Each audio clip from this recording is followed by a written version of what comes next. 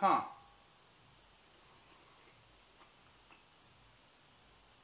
This doesn't taste like sausage. Oh! Hi guys, and welcome to Horrible Horror, where I put my life on the line for your entertainment. As we all know, in a horror movie, when someone encounters the killer, monster, or whatever, one of two things usually happen. They either die, or they scream and manage to run away. However, sometimes, just sometimes, the victims don't give up without a fight. Sometimes they decide to stop taking shit from anybody and just open up a can of whoop-ass, deciding that if they're gonna go down, they might as well go down swinging. Those are the times we'll be looking at. Those sweet moments where the monsters get their asses handed to them, even if it doesn't kill them. Now I'd like to remind all of you once again that this is just personal choice. This is not to be taken as some kind of official list of greatest confrontations of all time. These are just 10 that I really enjoy. So, if you've got your popcorn ready, let's get ready to rock! It's time to kick some zombie ass. It's time to kick some zombie ass. Number 10. I'm not going to lie to you. This movie sucks ass. Mark Jones, the director, must really have a thing for evil midgets, because he is also the man behind the original Leprechaun movie, plus a killer doll movie called Triloquist, which I sadly haven't watched. As a result, Rumpelstiltskin is often referred to as Leprechaun's nastier cousin. Is that claim true? Well, sort of. He definitely looks nastier and more threatening, but as the movie progresses, he becomes an even hammier wisecracker than the Leprechaun. Although not nearly as funny. And though he racks up a higher body count, we barely get to really see any of it on screen, and it's not very creative. It is, however, pretty fucking funny to watch him chase a guy riding a go-kart around in a big-ass truck. But at the end of the day, the dude ain't got shit on Warwick Davis. Rumpelstiltskin, just like Leprechaun, is based on myth, although more specifically, it's based on the Brothers Grimm fairy tale about an evil gnome-like creature that grants a woman wish in exchange of her firstborn child, unless she can guess his name. A name that almost everyone who's ever had a fairy tale told to them as a child knows nowadays, so yeah, shit. It gets kind of hard to take seriously when they run around being chased by this monster for so long and being completely unable to guess the obvious. The movie actually starts out pretty grim as a police officer whose wife has just given birth is violently gunned down in the streets. After acquiring a statue in which Rumpelstiltskin is imprisoned, she wishes to be able to see him one last time. Russ? Why don't you come on in? Care to join me, sweet meat? Well, now that that's over with, Rumpelstiltskin wants the baby. What's a woman gonna do? Is she gonna scream, or beg for mercy, or run away, or, God forbid, hand over the baby? Nope! She 1. Kicks him in the nuts, 2. Chops off his fingers, 3. Stabs him in the head, 4. Beats him with a broom, and 5. Shoves the handle down his throat. Holy shit! Sarah Connor, get your fat ass out of here. This is the real Mama Bear. From here on, the movie turns into a standard chase and scream fair, but that moment earned this lady a spot on my list for sure. Fuck, it's me! It's time to kick some zombie ass. It's time to kick some zombie ass. Number 9. Wes Craven is an interesting director. His movies can range from brilliance to complete and utter crap, but there is always a certain flair for the visuals to be seen, and you cannot deny that the man is incredibly creative. But The People Under the Stairs is definitely one of his stranger films. Basically, the movie is about a child called Fool who lives in a poor neighborhood. He has heard rumors of a crazy couple with a vast amount of treasure in their basement and decides to break into the house and steal just a little bit of the gold so he can make his family's life better. However, he soon realizes that the couple there is much, much crazier than he thought. They kidnap children and raise them to their own idea of perfection, right until they screw up and are simply locked in the basement like animals. The movie has a decidedly fairy tale feel to it, with Fool being the classic trickster hero on a journey to improve his life and punish the wicked while he's at it. And you better believe these people are wicked. Whew! Let me count the ways. Well, like I said, they kidnap, mutilate and lock up children, and they're actually implied to be the result of several generations of inbreeding and are actually brother and sister rather than a couple. Oh, and the man is wearing a gimp suit. Because, you know, bondage is evil and stuff. For the most part, the movie is about fools sneaking around the house and getting to know the kids that are locked in the basement.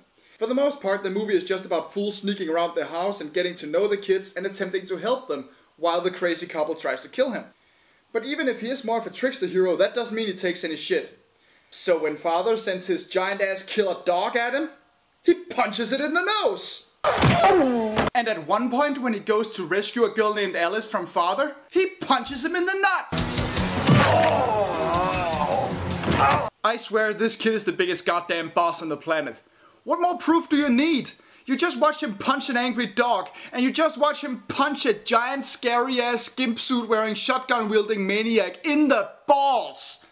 Oh, well how about this then? He blows the guy up! I swear, everything this kid does in the entire second half of the movie is bring pain. People Under the Stairs, starring the only fool that Mr. T will never pity. What's your prediction for the fight then?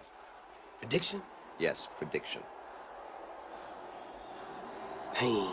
It's time to kick some zombie ass. It's time to kick some zombie ass. Number 8. This is a very recent addition to the list, as I actually only watched this about a month ago, but when I saw it, I knew I had to put it on here. Humanoids from the Deep is produced by Roger Corman, who is a producing king and has everything you want from some of this stuff. There's lots of nudity, there's heavy gore, and complete and utter insanity with a concept as simple as creepy fishmen show up and kill people. With that said though, Humanoids from the Deep is actually a fairly effective and nasty watch. The fishmen look deliciously freaky and the gore is top notch. It does tend to drag a bit in every scene between these kills, but another freaky moment is rarely more than 10 minutes away. It has its share of odd moments too though, like this part where a couple in a tent are getting ready to screw, and the guy somehow seduces her by telling pickup lines with a ventriloquist puppet. Hey, baby, I bet you never made it with 2 dummies. Like they say, 2 heads are better than 1. Well, Chuck, works every time. What would you do without me? Well, just watch. Hey, come on, what do you think you're doing? Okay, I'll admit that is actually kind of funny. But watch what happens when the monsters attack. Baby.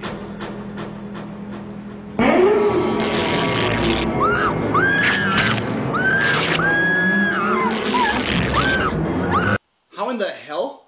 How can the puppet watch? Seriously, this has nothing to do with the rest of the movie, it just comes right out and slaps you in the face. Huh. Wait a second. Puppet, ventriloquist puppet, slap, slapping, slappy. Oh hell no! Did I forget to mention that these things like to rape women? And as horrible as rape of course is, at least these monsters get it done. Unlike a certain eye, I'm sure all of us remember. No! No, Japan! Forget it! I'm not watching that again! Thank you! The movie culminates in a full-on attack by the fishmen on a town fair taking place near the harbor, and this is where the film gets really crazy. Pretty much the last 15 minutes of the film are just people getting slaughtered left and right, which in itself is pretty awesome. And only gets awesomer when you realize that almost nobody takes this shit lying down.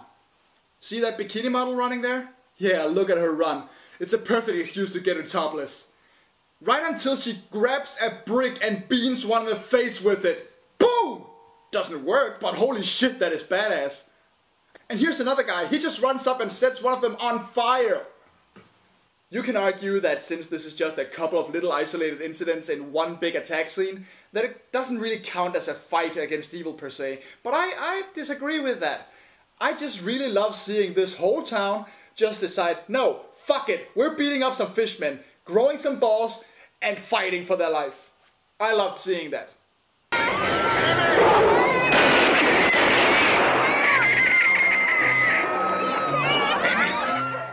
It's time to kick some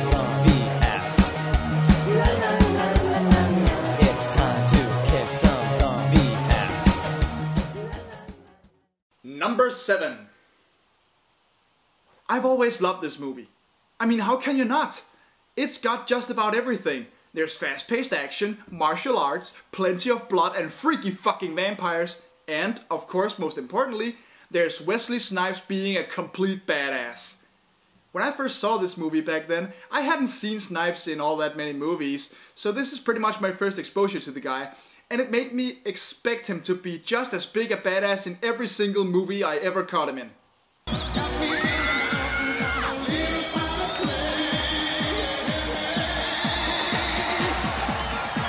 Fuck! Oh, come on! I mean, that's actually a pretty good movie, but my Wesley! I just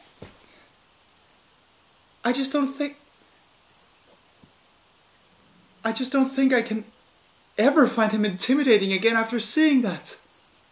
Do you like my nails? Oh! And now I can!